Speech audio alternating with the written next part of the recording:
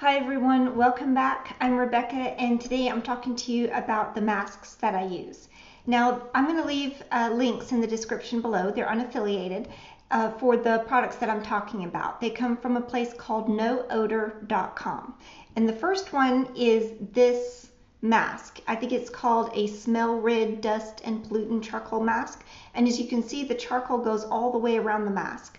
Now, this is just the profile because this is an old and decrepit mask. More on that later.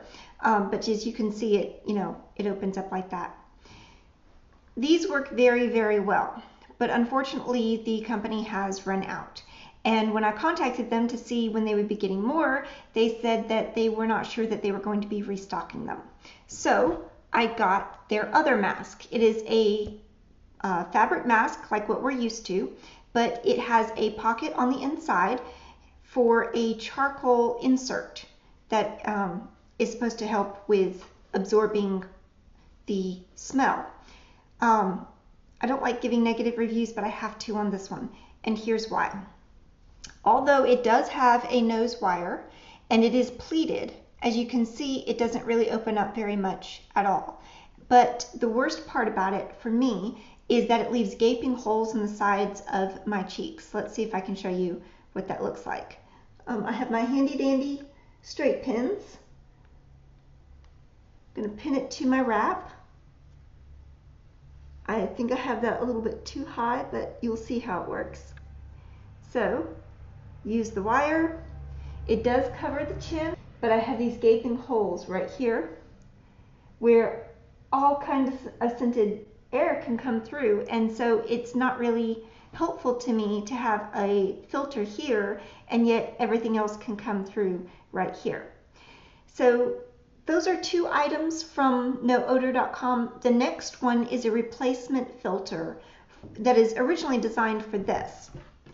They come in a pack, and as you can see, they're already larger than the one that comes in the mask. Not as large as the first mask, but larger than, I don't know, that almost looks the same at any rate. Here's how I use these. I have taken the old good mask and used it as a pattern to make a fabric mask. I then take one of these and put it inside the fabric mask. Now, I am not an accomplished seamstress, and worse than that, I have no desire to be.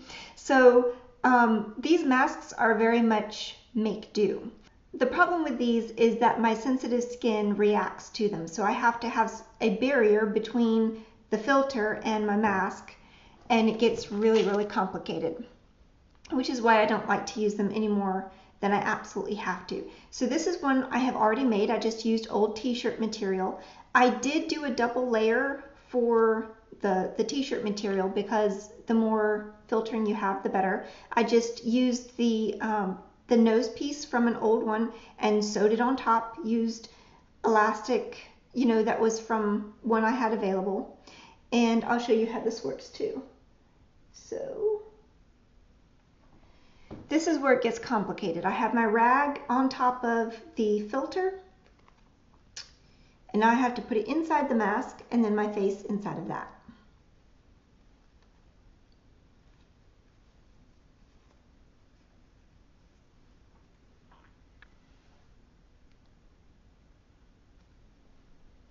Okay, so again, I have coverage from nose to chin, and although it looks like there's a pouch here, it actually comes flush with my cheek.